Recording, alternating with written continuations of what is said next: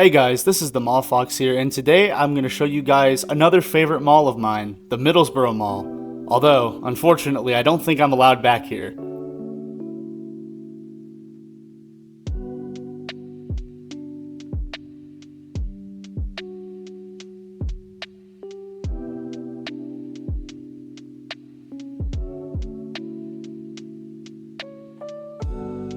History on this gorgeous mall starts all the way back in the early 1980s when David Hawker set out to build a mall along Route 25 East in Middlesboro, Kentucky.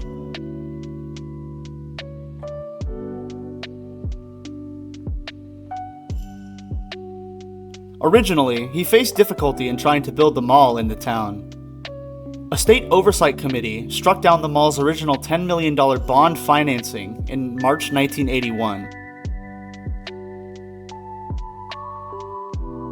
This was because the mall's proposed anchors, JCPenney, Belk, and KMart, would largely wipe out the town's surveyed 147,000 square foot of retail space, leaving only about 12,000 square feet left before the market would be considered saturated.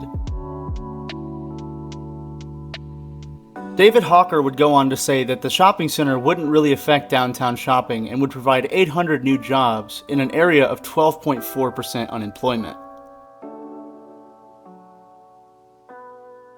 Good news would happen, as in May 1981, the Industrial Revenue Bond Oversight Committee approved the plan to finance the mall's construction. A resurvey of the area showed that even after the mall's completion, there would still be over 50,000 square feet of retail space available in the town.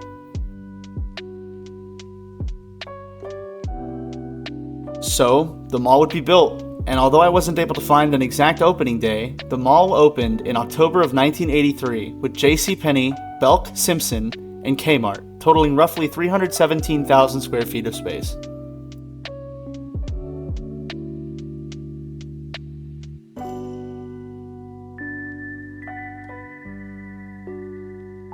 So fun fact, this was actually Middlesboro's second mall.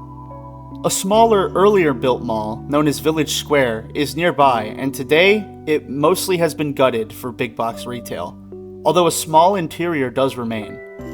I filmed a short video on what's left on my channel if you're interested in checking that out, but this is the mall most people know of when they think mall in Middlesboro.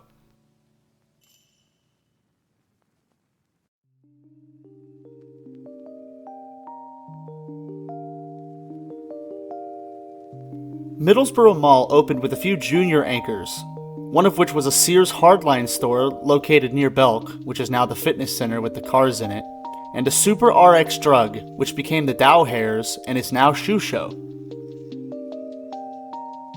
There would also be a 4-screen movie theater located inside the mall, and despite a brief closure after the events of 2020, it reopened under new ownership and is still open today. Quite a rarity to see a 4-screen still open. Some inline stores occupying the mall in the 1980s included Playland Toys, Sophia's Hallmark, Clifford Jewelers, and Aladdin's Castle. As far as I can tell, the mall fared decently well despite being in a small town known originally for coal and iron deposits, like most towns in this region. In 2000, the mall sported big names like Dow Hairs, Caddo Fashions, Regis, Fashion Bug, Bookland, Merle Norman, and numerous others, with only a handful of vacancies. However, by this time, changes would start to happen pretty quickly. The Kmart store, which was store number 9783, closed in 2002. This location would be replaced by a Steve & Barry's sports store in 2004. Which closed in 2009, following the demise of the entire chain. That location is now occupied by Rose's, which opened on November 18th, 2010, and Locust Church, which is outside only.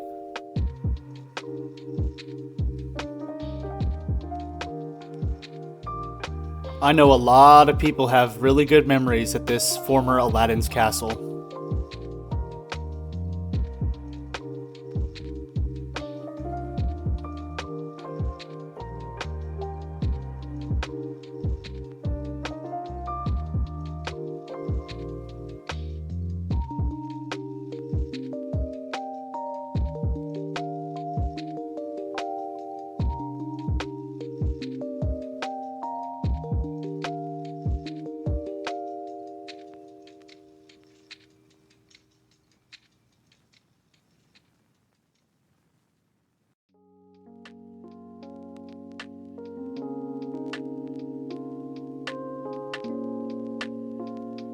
As I mentioned earlier, by the time of the 2000s, tenants would slowly begin leaving the mall.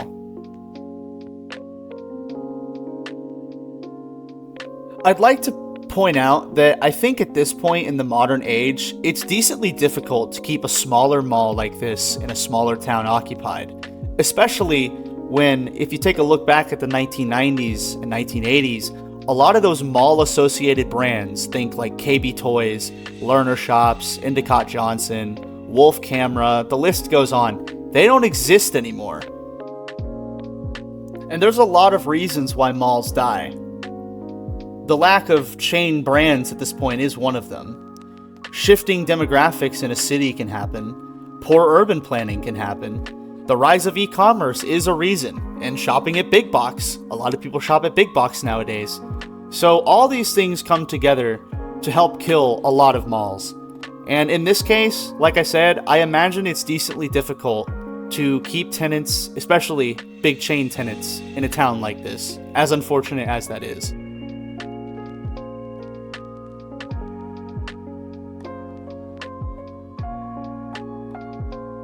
Sears Hardline closed in 2011 or 2012. According to a local, Disc Jockey closed in 2010. Cato Fashion, Foot Locker, and Claire's closed in 2014. And we all know JCPenney would close as part of the infamous 154 store closing wave that occurred in 2020.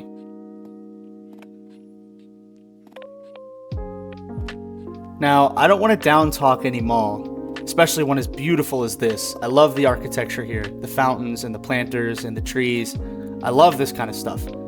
But as you can see in this video, this mall is definitely struggling on the inside. But the ironic thing is, the mall actually has a full anchor roster. This video was filmed in mid-April 2024, and on May 10th, 2024, Hobby Lobby has opened in the JCPenney space. Although, like most of their locations in malls, I would bet it is exterior access only.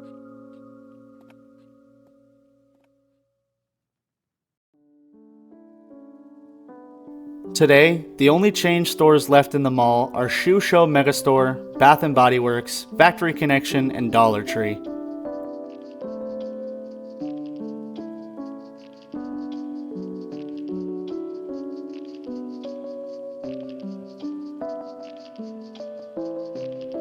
As for ownership history, for a portion of this mall's life, it was owned by a group known as Ershig Properties, who owned several rural malls in the Appalachian area in the past, including 3 Star Mall in McMinnville, Tennessee, and Somerset Mall in Somerset, Kentucky, which I have a video on. However, in 2023, the Middlesboro Mall was sold to Commercial Retail Group, who are based in Texas. This group owns several regional malls across the mid-US, including Carlsbad Mall in New Mexico and Heartland Mall in early Texas. Fun fact, if I ever get to go out west to film malls, those two are very high on my list. Since I talked about how many stores were left, I can throw in some personal experience into that equation. When I first came here in 2022, they had a cool trading card and hobby store. However, it was gone by the time of my next visit at the start of 2024. I was pretty sad to see that.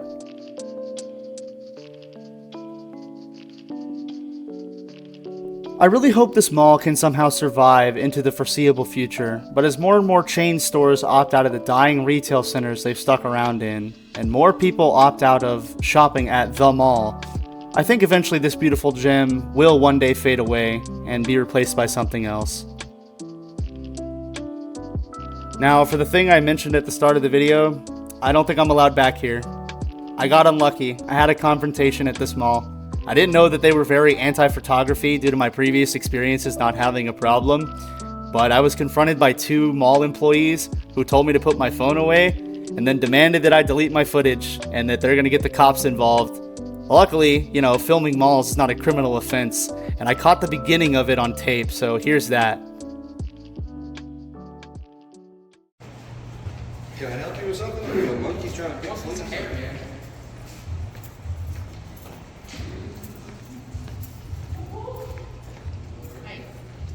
Hey. Oh. But as you heard, that male employee seemed to call me a monkey trying to do something. Monkey trying to wrangle a camera, maybe? You know, he got cut off, so I don't know. But either way, I stated my intentions to leave multiple times, and then I left and was watched as I left. So, oh well. But that's going to conclude my video on the Middlesboro Mall, located in Middlesboro, Kentucky. If you liked this video and would like to see more, consider subscribing to this channel and leaving a like on this video. Leave a comment down below if you have a memory at this mall, or if you would just like to leave me a nice comment to read. And otherwise, stay tuned for the next mall video.